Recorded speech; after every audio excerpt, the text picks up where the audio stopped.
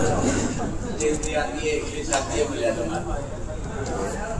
मलयालम। तो सबसे पहले शुरू करते हैं असम के लिए केमन आचे, ভালো। उड़ीसा के लिए अमर विविधि आचंदी, ওরা ভালো আছো? केरला के लिए सुखमानो,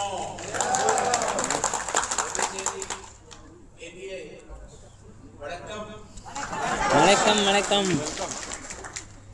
और वेस्ट बंगाल के लिए भालो आची, ভালো আছে।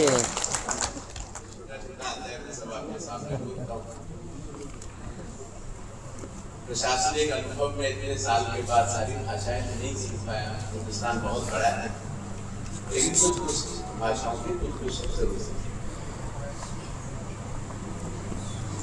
ये आज 15वां ट्रेनिंग प्रोग्राम है। पहले सारे प्रोग्राम फील्ड पर ही होते थे, और ये जो इंस्टीट्यूट ऑडिटोरियम आप देख रहे हैं, ये सिर्फ सीनियर अधिकारियों के लिए ही होता है।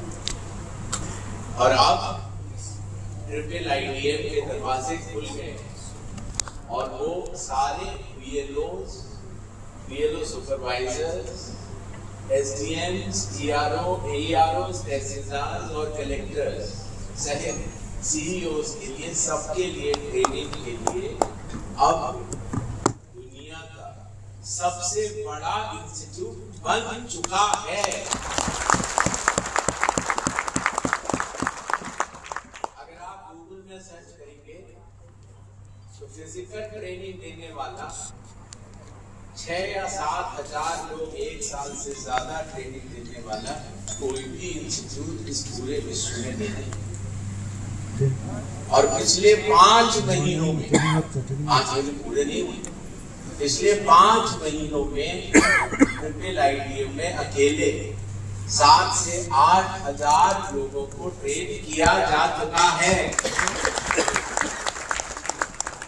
7 महीने में बात, और आशा है कि मार्च 2026 तक आते आते, when we reach March 2026, we would have trained not less than 40,000.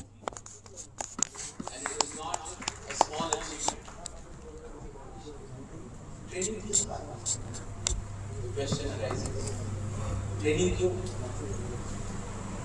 75 years से चुनाव चल रहे हैं इस देश में। हर चुनाव निष्पक्ष होता है, लेकिन फिर इस तरह की ट्रेनिंग की जरूरत क्यों? पता है, जो हमारा ट्रेनिंग मटेरियल था, जो हमारे स्टेट लेवल और नेशनल लेवल के मास्टर ट्रेनर्स थे, वो धीरे धीरे ट्रेनिंग मटेरियल कॉम्प्लेक्स कि उसमें जो आधारभूत, जो फाउंडेशनल चीजें थी, वो छूटती थी या उन पर जोर कम। इसीलिए ये निर्णय लिया गया कि भारत का संविधान, लोक प्रतिनिधित्व कानून 1950, representation of people act 1951, Conduct of Election Rules 1961, Registration of Electoral Rules 1960, और कमीशन ने अपने जितने इंस्ट्रक्शंस दिए हैं, जो कि कुल मिला के करीब 12,000 पेज के हो जाते हैं, 12,000 पेजेस, जो कि एक आम आदमी नहीं पढ़ सकता। उसको स्टेक होल्डर वाइज एक बार दोबारा लिखा, और ये काम इलेक्शन कमीशन ने पूरा किया। और आज जब आपकी ट्रेनिंग होगी, तो आपके रोल से संबंधित चीजें आपको बताई जाएंगी। You will be trained for your specific role, which is simple, easy to do, and do it with quality and quantity. दुनिया में सबसे बड़ा चुनाव कहाँ होता है? भारत। 100 करोड़ मतदाता, 100 crore electors बराबर हैं अमेरिका, कनाडा, यूरोप, ऑस्ट्रेलिया, पूरा साउथ अफ्रीका जोड़ दीजिए, फिर भी 8 करोड़ बच जाते हैं। 8 crores more than all these largest democracies in the world. It is something which the entire world can't believe. और पता है कितने लोग इस चुनाव को कराते हैं? Any guess? 1.8 करोड़। जब मैं आपके सामने खड़ा हूं तो चुनाव आयोग का जो परिवार होता है लोकसभा के समय, चुनाव के समय, वो 1.8 करोड़ लोगों का होता है। दुनिया में सबसे बड़ी सरकार कौन सी? भारत सरकार।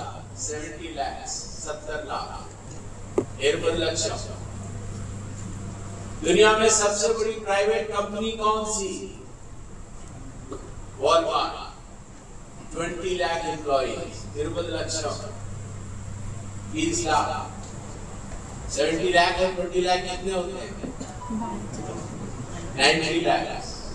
उसका दुगना कितना होता है? That is election commission. जब चुनाव हम कराते हैं 1.8 करोड़। सरल काम नहीं। It is not an easy work. Every booth, the booth level officer does the same work in the same way.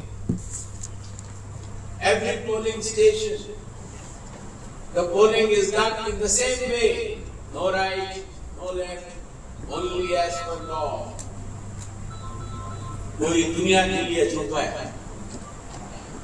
लोग छोटे छोटे ऑर्गेनाइजेशंस में एक ही तरह से पूरा काम नहीं करा पाते और इलेक्शन कमीशन साल दर साल, ईयर आफ्टर ईयर वही काम 1.8 करोड़ लोगों से, उनकी निष्ठा से, उनके कमिटमेंट से पूरा करता है और पूरा पारदर्शी होता है।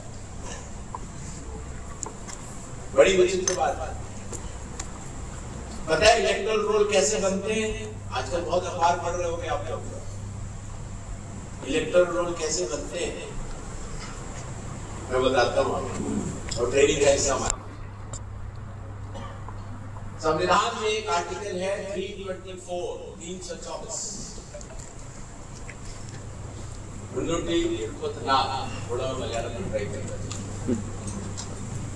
उस आर्टिकल के तहत चुनाव आयोग को यह अधिकार मिलता है कि आपको इलेक्टोरल रोल बनाना है और इलेक्शंस कंडक्ट कराने हैं।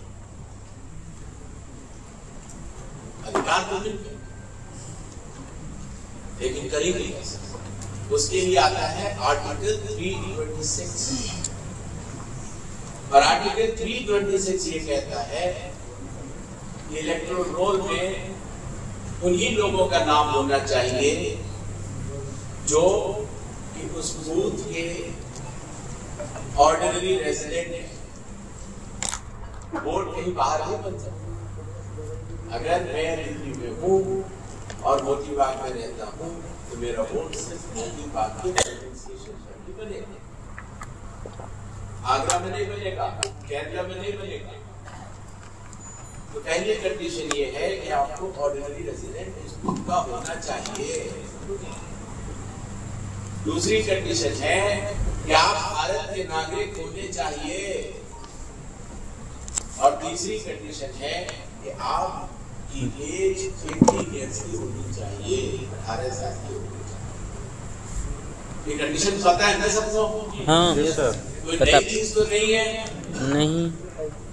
लेकिन क्या हुआ, वक्त के साथ चलते चलते जब लास्ट इंटेंसिव रिवीजन जब इलेक्शन कमीशन ने कराया था, it was in 2003 in some states, 2002 and 2004 in some states, 21 years back। 20 साल के बाद एक बार फिर इंटेंसिव रिवीजन बिहार से शुरू हुआ है और अब पूरे देश में होगा। क्यों होगा? छोटी सी बात समझा। कई लोग माइग्रेट करते हैं। कितना माइग्रेशन है किसी को आइडिया? लगभग 10 से 20%। मतलब अगर एक बूथ में 1000 लोग हैं, 1000 people, somewhere between 100 to 200 people have migrated. Why they have migrated? In search of jobs. In search because of marriage. Sometimes many names are there, but people have died. They are not there. So the actual name in the electoral rolls and the real and the name in the list, the difference is about. Some people say 10%, some people say 20%. Okay? Clear? Any doubt? What is the margin, victory margin between winner and the loser? In any election? 3%, 4%, 5%, 6%, 7%. And the electoral rolls are way ahead, different by more than 10%. What should we do? क्या करना चाहिए? Electoral rolls को pivot बनाना चाहिए. And who will make that? कौन करेगा? हम करेंगे. आप सब और हम सब मिल के करेंगे. सरकार करेंगे. और करना जरूरी. और करना जरूरी. क्योंकि देश में डेमोक्रेसी का राज्य होना है, if the democratic integrity has to be protected, the electoral rolls have to be pure. रोज शिकायत है, कोई कहता है इलेक्टोरल रोल में नाम बढ़ा दी, इलेक्शन कमीशन ने बढ़ा दी. इलेक्शन कमीशन नाम बढ़ा सकता है क्या? लेकिन आता तो है, जवाब तो आपको देना पड़ता है भाई. कोई कहता है कि इलेक्शन कमीशन के नाम काट दिए. इलेक्शन कमीशन नाम काटता है क्या? कौन काटता है? ये लोग कहता है, ये लोग काटता है. एक बात है. हाँ. अच्छा काम किसका? आप. और कोई गलती हुई तो किसकी? इलेक्शन कमीशन की. किसी भी परिवार का मुखिया होने का becoming a leader is not easy. So, if everything goes right, it is my team. If everything goes wrong, it is me. And I take full responsibility. No problem. Electoral roll का intensive revision Bihar में शुरू हो गया और आप सबसे यहाँ भी जल्दी शुरू होगा. आप सबसे यहाँ भी जल्दी शुरू होगा. 2-3 कंडीशन. सबसे पहले किसी भी बूथ में 1200 से ज्यादा नहीं, से ज्यादा लोग नहीं होने चाहिए. क्यों? क्योंकि जब वोटिंग का दिन आता है तो भीड़ नहीं होती. क्यों नहीं? वोटिंग आराम से दें, आराम से सोच दें. जल्दीबाजी क्या है? 1200 से ज्यादा नहीं होना चाहिए. इलेक्टर किसी बूथ पर नहीं होने चाहिए. 1200. बीएलओ साहब और मैडम लोग घर घर जाते हैं ना, वैसे भी जाते हैं ना? जाते हैं कि नहीं जाते? जाते हैं. घर घर जाते हैं, अपनी चेकिंग करते हैं. जिन लोग शिफ्ट कर गए हैं, एब्सेंटी है या डेड है, उनका नाम हटाते हैं. हटाने के बाद बीआरओ साहब को बताते हैं और बीआरओ साहब क्या करते थे? एक ड्राफ्ट रोल पब्लिश करते हैं ना? हाँ. उस ड्राफ्ट रोल की एक कॉपी सारी नेशनल और स्टेट पार्टीज को दी जाती है कि नहीं? दी जाती है. पेन ड्राइव सीडी में देते हैं और प्रिंट आउट भी देते हैं. और क्या कहते हैं? अगर आपको क्लेम या ऑब्जेक्शंस कोई है तो आप उसको 1 महीना या जो भी समय परिधि होती है आप दीजिए. हर पॉलिटिकल पार्टी के जिला प्रेसिडेंट को ये अधिकार होता है कि वो बूथ लेवल एजेंट को नामित करे. यस और नो? यस. हिंदुस्तान में 10.5 लाख बूथ हैं. India has 10.5 lakh booths as of now. 10.5 lakh booth level officers, 4,123 electoral registration officers, 16,000 assistant electoral registration officers, 36 CEOs. तो ये सारे लोग मिलके जब क्लेम्स एंड ऑब्जेक्शंस आते हैं तो उनको देखते हैं और यारो साहब उस पर एक निर्णय देते हैं। ठीक बात है। उसके बाद क्या होता है? उसके बाद यारो फाइनल इलेक्टोरल रोल पब्लिश करते हैं ना। उसकी फिर एक कॉपी, हार्ड कॉपी और सॉफ्ट कॉपी हर नेशनल और स्टेट पॉलिटिकल पार्टी को दी जाती है। नेशनल पार्टी कितना है? 6। स्टेट पॉलिटिकल पार्टीज कितना है? 67। इन सब को एक कॉपी दी जाती है और इंटरनेट पर कोई भी सर्च भी कर सकता है ECI की वेबसाइट पे। अगर उसमें भी गलती हो गई तो उसके बाद क्या होता है? डीएम साहब लोग कौन है? आप जानते हैं? ERO लोग कितने आप हैं? अगर ERO के 36 फाइनल रोल में गलती हुई DO 36 तो क्या होता है? सबको नहीं पता ना, इसीलिए ट्रेनिंग कर सकते। उसके बाद डीएम साहब के पास या डीएम मैडम के पास एक अपील होती है, वो 15 डेज के अंदर करना पड़ता है। तो डीएम साहब और मैडम उसको करेक्ट कर सकते हैं, इंक्लूजन हो, डिलीशन हो, नाम कट गया हो गलती से या नाम गलत नाम उसमें आ गया। डीएम साहब के निर्णय के बाद क्या, मैडम के निर्णय के बाद क्या होता है? सीईओ साहब लोग के पास अपील जाता है। Section 24 RP act 1950। ठीक बात है। अगर कोई भी गलती होएगा तो डीएम साहब के पास केस आएगा ना? यस और नो? यस। डीएम साहब या मैडम से गलती हुआ तो सीईओ के पास आएगा ना? यस और नो? यस। अभी जनवरी में आप लोगों ने फाइनल इलेक्टोरल रोल पब्लिश किया था, किया था ना? आसाम में कितना अपील आया होगा डीएम साहब के पास बताइए तो? आसाम से कौन कौन है? कितना अपील आया होगा आप लोग के डीएम के पास? नहीं पता ना? मैं बताऊं? 0।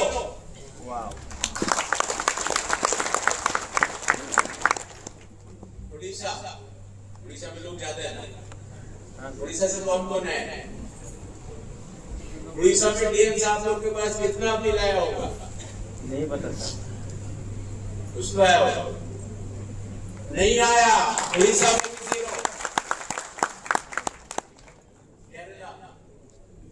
केरला में सबसे ज्यादा लिटरेसी बोलते हैं। एक जमाने में मैं वहां असिस्टेंट कलेक्टर ट्रेनिंग हुआ उधर 100% लिटरेसी चल रहा था। क्या केरला में एक जिला है एर्नाकुलम, जहाँ हम हैं, मैं वहाँ कलेक्टर भी रहा हूँ। एर्नाकुलम में 100% लिटरेसी का प्रोग्राम चला, हमने वहाँ ट्रेनिंग ली मलयालम में। हमारे कलेक्टर होते थे बड़े अच्छे। केरला में कलेक्टर लोगों के पास कितना अपील आया होगा? 0। और कलेक्टर स्टेट है भाई, उनको सब कानून पता है। 0। पुदुचेरी 0। वेस्ट बंगाल कितना अपील आया होगा? वेस्ट बंगाल के लोग हाथ उठाए तो सबसे ज्यादा लोग वेस्ट बंगाल से हैं, तो अपील भी सबसे ज्यादा होना चाहिए। लेकिन आप लोगों ने अच्छा काम किया, अपील आया 0। ये मैं क्यों बोल रहा हूँ? ऐसा नहीं है कि हमारे इलेक्टरों से गलती हो गई, या तो आपका काम बहुत अच्छा था या लोगों ने अपील नहीं ली। दो ही बात होगा ना। ये अपील का प्रोविजन कब से है पता है? 1960 अपन पैदा हुआ था 1964। अपील का प्रोविजन आज का नहीं है, लेकिन फिर भी कई लोगों को पता है, कई लोग माइग्रेट कर, कई लोगों का मैरिज हो गया, कई लोग डेथ भी हो गए। इलेक्टोरल रोल को सही करना हमारी जिम्मेदारी है। अगर इलेक्टोरल रोल गड़बड़ रहे और 10% से गड़बड़ हो गए या विक्ट्री मार्जिन से ज्यादा अगर गड़बड़ हुए तो इलेक्शन वर्डिक्ट क्या होगी? गलत हो जाएगी, ठीक नहीं होगी। ये काम हम लोग को करना चाहिए कि नहीं? करना चाहिए। विरोध बहुत होगा, किसी भी अच्छा काम को करने के लिए ऑपोजिशन बहुत होगा, प्रेशर भी बहुत रहेगा, लेकिन चुनाव आयोग का कोई भी अधिकारी किसी प्रेशर में नहीं आएगा। ईमानदारी से जो एलिजिबल इलेक्टर है उसका नाम सूची में आएगा और जो एलिजिबल नहीं है उसका नाम नहीं आएगा। और यारो लोग जो निर्णय लेना पड़ता है, इतना अच्छा निर्णय लेना चाहिए आपको कि कल को न डीएम साहब आपकी कभी निकाल पाए, न सीईओ कभी निकाल पाए और न कोई भी एलिजिबल मतदाता छूटना भी नहीं चाहिए। No eligible citizen of India should be left from the electoral rolls. यही तो चैलेंज है। एलिजिबल का नाम होना चाहिए और इनएलिजिबल का नाम नहीं। इतनी सी बात है और इसके लिए इतनी बड़ी ट्रेनिंग, इतनी बड़ी मेहनत, इतना पूरा परिवार। आज की तारीख में भी electoral rolls of India are gold standards. पूरी दुनिया में ऐसी कोई सूची नहीं है, there is no list in the world जिसको कि हर साल अग्नि परीक्षा करनी पड़ती है। हर साल उस पर क्लेम्स एंड ऑब्जेक्शंस आता है, हर साल उसका करेक्शन होता है हर साल। इसीलिए गोल्ड स्टैंडर्ड्स कहते हैं। लेकिन आप स्पेशल इंटेंसिव रिवीजन के बाद माइग्रेशन भी हमको हटाना है, डेड वोटर्स पूरी तरह से हटाने हैं और एलिजिबल सिटीजन जो 18 साल के ऊपर है उनको भी लेना है। और हम अब जा रहे हैं गोल्ड स्टैंडर्ड से डायमंड स्टैंडर्ड। जरूरी है, पूरी दुनिया हमको देखे। अभी हम थोड़े दिन पहले स्वीडन गए थे, तो वहां पर जब लोगों ने ये प्रोसेस सुना तो सबको बहुत आश्चर्य।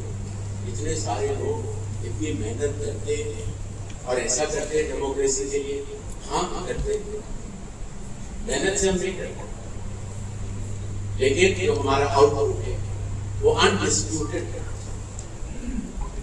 उस तरह का डिस्प्यूट नहीं होना चाहिए कि साहब उधर वोट काट दिया, उधर वोट डाल दिया। कोई पॉलिटिकल रिलेशन नहीं है, सिर्फ और सिर्फ कॉन्स्टिट्यूशन, लॉ और instructions of election commission of India. वही आपके लिए बाइबल है, वही गीता है, वही कुरान है, उसी से चलना। कोई राजनीति नहीं है। लेकिन ये काम आसान नहीं है। Is it easy? लेकिन कोई तो करेगा, कोई तो करेगा। तो कौन करेगा? हम करेंगे, सब मिलकर।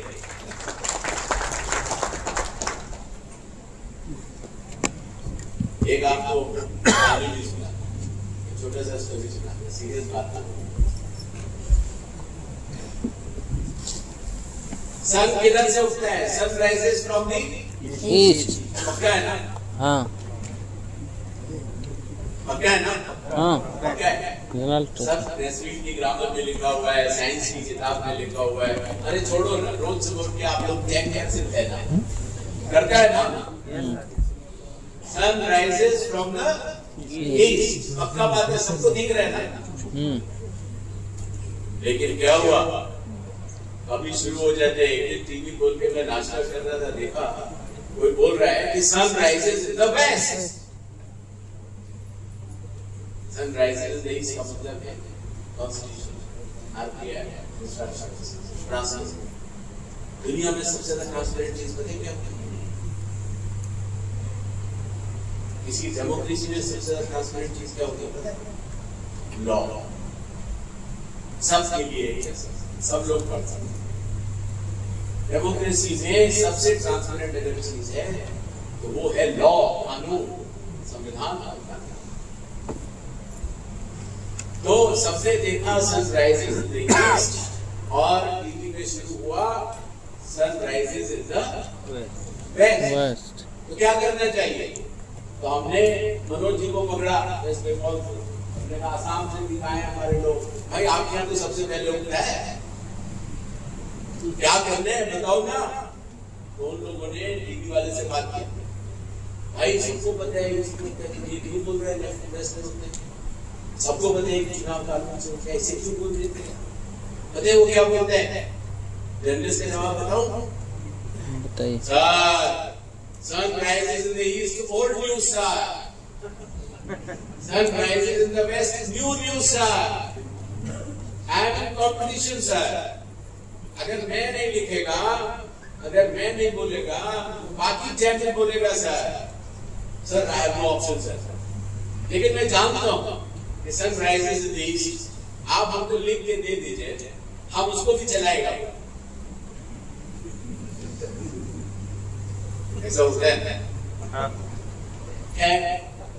शरावत जी बैठे हमारे ट्रिपल आईटी में डायरेक्टर, उनको हमने बोला भाई कुछ बनाओ, उन्होंने बनाया कि अर्थ जो है ना वो एंटी क्लॉकवाइज घूमता है।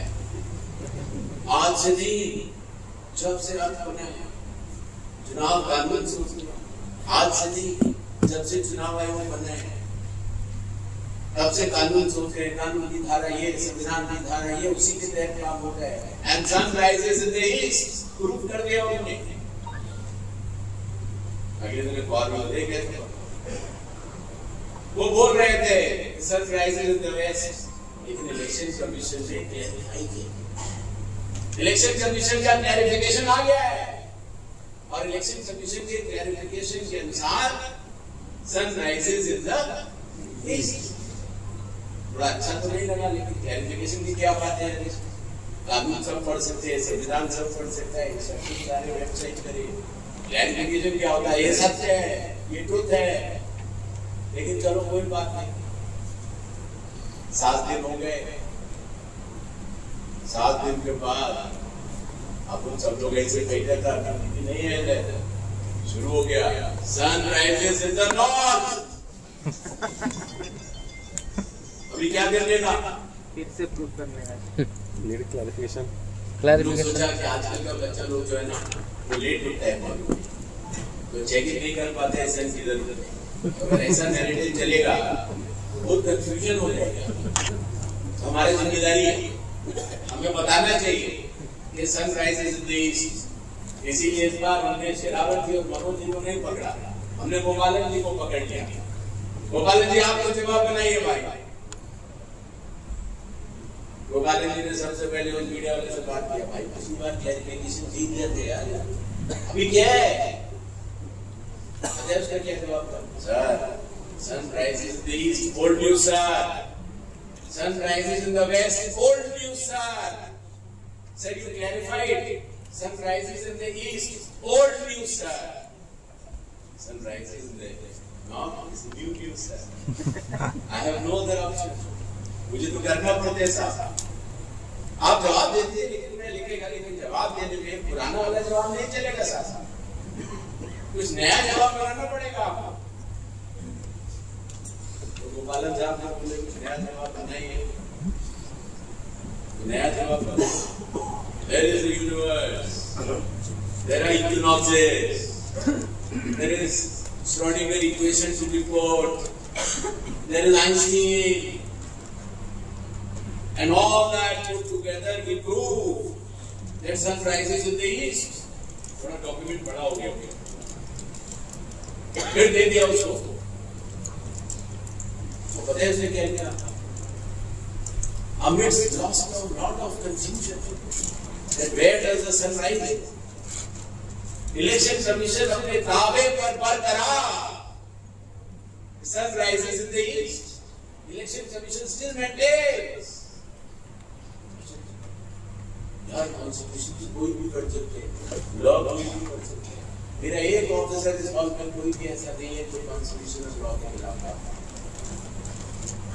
बट इलेक्शन कमीशन अपने दावे पर बरकरार, election commission maintains that sun rises in the east. चलो कोई बात नहीं, कम से कम मेंटेन तो कर रहे हैं। अभी इतना दम तो है, मेंटेन करें। 7 दिन फिर हो गए, रात के 7 दिन के बाद शुरू हुआ sun rises in the south. अभी क्या करना चाहिए भाई? आप लोग बताओ, वही करेंगे। तो राकेश जी को हमने डीजी साहब ने बोला, ये जब ट्रेनिंग चल रही है तो 2 दिन में सबसे पूछना, भाई अभी क्या करना चाहिए? After all we are one family now. जो मैं बोलता हूँ आपकी आवाज है ना? यस है ना? हाँ यस। और जब आप हर वोटर के पास जाते हो तो आप मेरी आवाज होते हो ना? Yes yes. क्या करना चाहिए? तो पता है क्या निर्णय निकला? Sir, sun rises in the east, whole world knows sir. Sir, 100 crore electors know, sir, sun rises in the east, sir. Sir, the entire election staff knows that we work as per constitution, law and rules, sir. The entire election commission staff knows, 1.8 crore people, that sun rises in the east, sir. Sir, let them make it rise wherever they want, sir. It doesn't matter, sir. Sun will continue to rise in the east, and that is why we are all here today.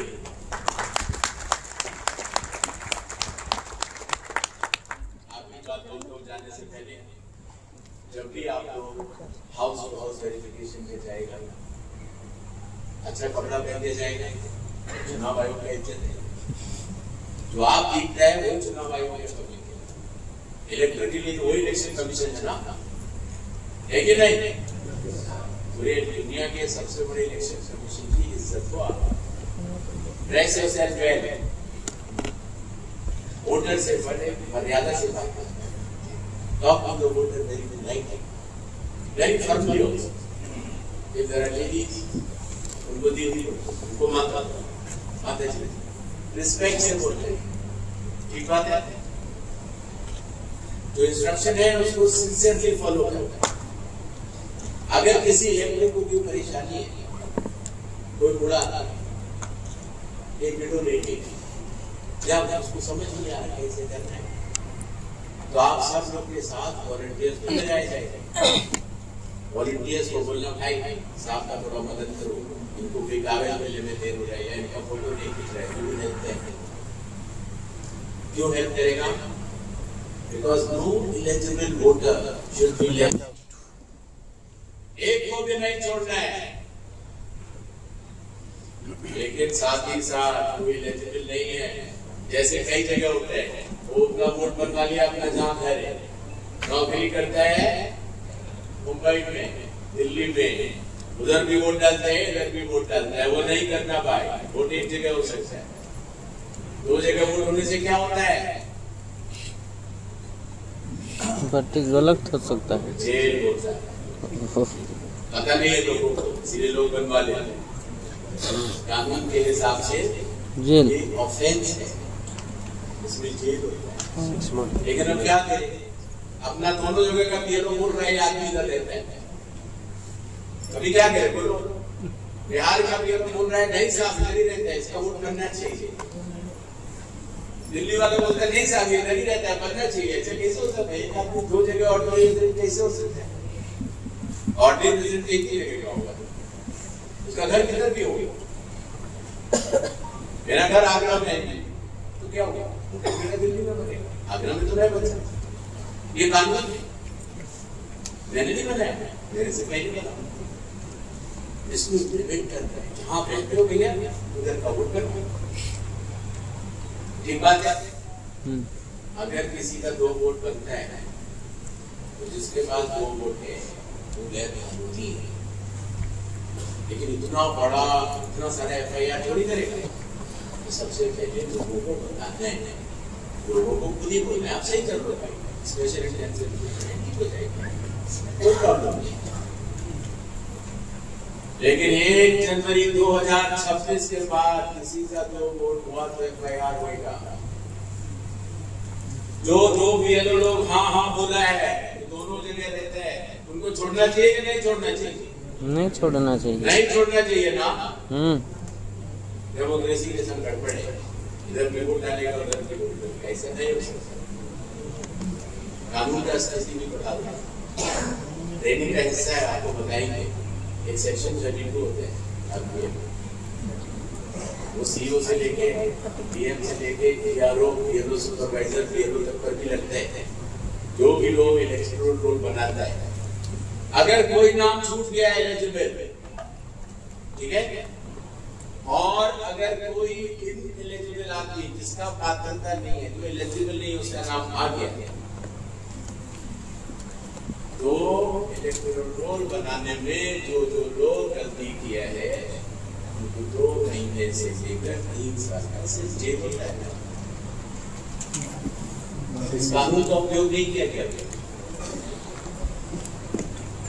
इसीलिए धीरे धीरे सबने इस काम को बहुत lightly, आप लोग काम अच्छा कर रहे हैं, इसको मतलब ये नहीं है क्या, लेकिन हमने quality the.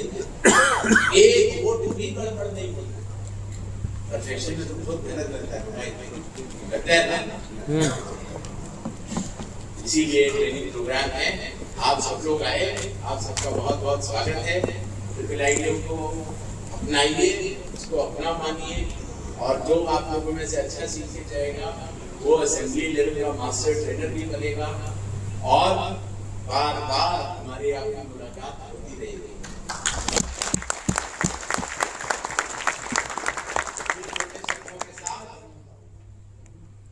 Wishing you and the democracy all the best. जय भारत।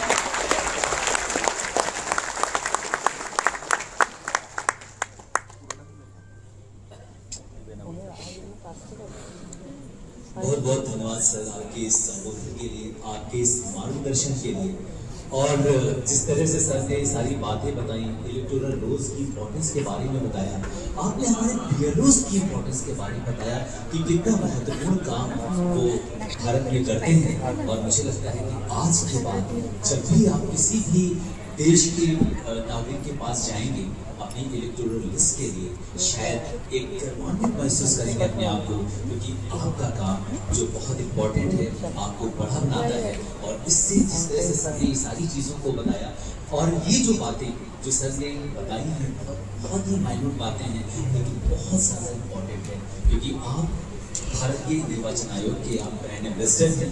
और ये बातें मुझे आपसे कमिटमेंट चाहिए कि ये बातें देश के 10.5 लाख लोगों तक पहुंचनी चाहिए, तभी ये बात सफल होगी। सर की इन सारी बातों को आप वहां तक पहुंचाइएगा, लोगों तक ये बात बताइएगा कि आप क्यों इम्पोर्टेंट हैं, कितना बड़ा रोल है आपका देश की इलेक्टोरल प्रोसेस में। सर बहुत बहुत आपका धन्यवाद करना चाहता हूँ इस संबोधन के लिए। जी सर। एक बात मैं कहना भूल गया, अभी मेरे को याद आया। किसी एक फंक्शन में गए थे तो कोई मेरे को बोल रहा था कि डेमोक्रेसी की फाउंडेशन क्या है। डेमोक्रेसी से क्या होगा? जो डेमोक्रेसी का एक पिलर होता है जुडिशियल, होता है ना, एक पिलर होता है एग्जीक्यूटिव जो सरकारें चुनते हैं, एक पिलर जो बोलते हैं मीडिया भी होता है ना, एक पिलर लेजिस्लेचर भी होता है, संसद विधानसभा। तो किसी ने बोला कि 5वां पिलर है इलेक्शन कमीशन। पता है मैंने उसको करेक्ट किया, तो क्या बोला, मैंने करेक्शन किया, और वो बात आपके दिल में होनी चाहिए, दिमाग में भी होनी चाहिए। करेक्शन ये किया, डेमोक्रेसी के ऊपर 4 पिलर खड़े हुए हैं, लेकिन उसकी एक नींव भी है। हम नींव के पत्थर हैं,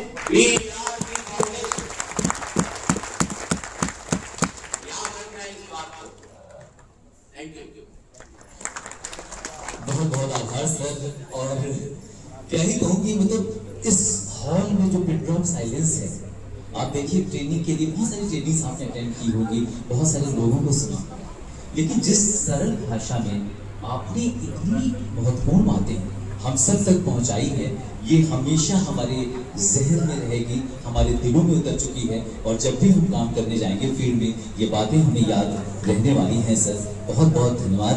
और आपका जो सरल व्यक्तित्व है, जो आपका प्रभावशाली व्यक्तित्व हमेशा हम सबको अट्रैक्ट करता है। आपकी बातें सुनना, जिस ढंग से आपने एक सूर्य की आपने देखी कि कितने आसान शब्दों में इस बात को बताया, क्योंकि शायद हमारे आयोग के लिए सबसे बड़ा चैलेंज ये होता है कि दुनिया कुछ भी करती रहे, दुनिया कुछ भी कहती रहे, लेकिन सूर्य अपनी जगह से निकलता है जहां से वो निकलता है। तो दुनिया या मीडिया कुछ भी कहता है, निर्वाचन आयोग उसी तरीके से काम करता है, जो उसकी एसओपीज हैं उसी के जरिए वो काम करता है। कोई कुछ भी कहता है, ये बहुत बड़ी बात है सर। बहुत बहुत धन्यवाद सर इस क्लैरिफिकेशन के लिए। एक बार तालियों से सर के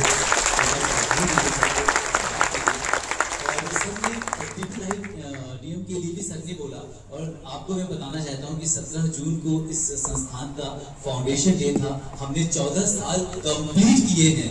तो एक बार संस्थान के अधिकारी या कर्मचारी अभी हमें नेतृत्व के लिए जोरदार तालियां करते हैं। और अब मैं वोट ऑफ थैंक्स के लिए बुलाना चाहूंगा डीओ हावड़ा वेस्ट बंगाल से आई doctor Deepak Priya ji, please stage पर आइए।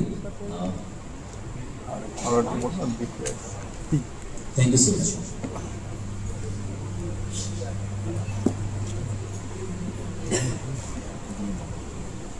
Honorable Chief Election Commissioner, Sri Ganesh Kumar Ji, Director General Triple Agrium, Sri Rakesh Kumar Verma, Chief Electoral Officers West Bengal, Sri Manoj Kumar Agarwal, and CEO Odisha, Sri R.S. Gopalan, Director Triple Agrium, DOs, EROs, BLOs, ladies and gentlemen. Good morning to everybody. It's an honor to stand before you today to deliver the vote of thanks for this inaugural session on the 2-day capacity building program for all of us coming from the states of Assam, Odisha, Kerala, Puducherry and West Bengal. On behalf of all of the participants, first I will extend my heartfelt gratitude to our Honorable Chief Election Commissioner for his insightful and impactful address on the preparations of the electoral roll, and why important the training program is for each and every BLO. Since we work at the field level, the training we usually take from the district end in a small school and coming all the way to the national capital and taking a training at this point, it's very important. And thank you sir for eliminating the 3 priorities on the appeal provisions also. Appeal provisions, the manner which the way you have given us, it was both enlightening and inspiring. Your insights will certainly guide our actions moving forward, sir. Again, I also extend my sincere appreciation to the CEOs of Odisha and West Bengal for gracing the occasion with your presence, sir. And all the audience here, the BLOs, EROs and TOs, you have been actively participating and engaging yourself. Wish you the same kind of activity in the next 2 days, the training program. We will be having the field trips also, and might be there will be role play models, so that we can have a better understanding the important role which you are going to play. I am confident that the knowledge and the skills we have gained here will be instrumental in the coming intensive revision program. We will ensure that the electoral role which we will be making will be clean and ever-free with everybody's effort, and we will be making, and most importantly, diamond standard electoral role as suggested by our Honorable Chief Election Commissioner, sir. So thank you everybody for participating in this. Thank you all. Thank you so much doctor Deepak Priya आपकी इस vote of thanks के लिए। और धीरे धीरे हम आज की इनॉग्रेशन सेरेमनी के समापन की ओर बढ़ रहे हैं। मैं भारत के माननीय मुख्य निर्वाचन आयुक्त आदरणीय श्री गणेश कुमार जी का बहुत बहुत आभार प्रकट करना चाहता हूं सर।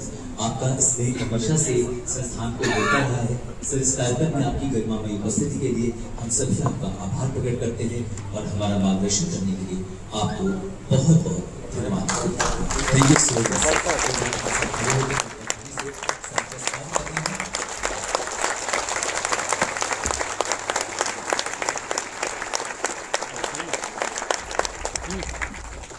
आप सभी संजोग थे जब आप अपने स्थान पर बैठे रहे, और इस लम्हे को अपनी यादों में सजोने के लिए हम एक फोटोग्राफ लेंगे।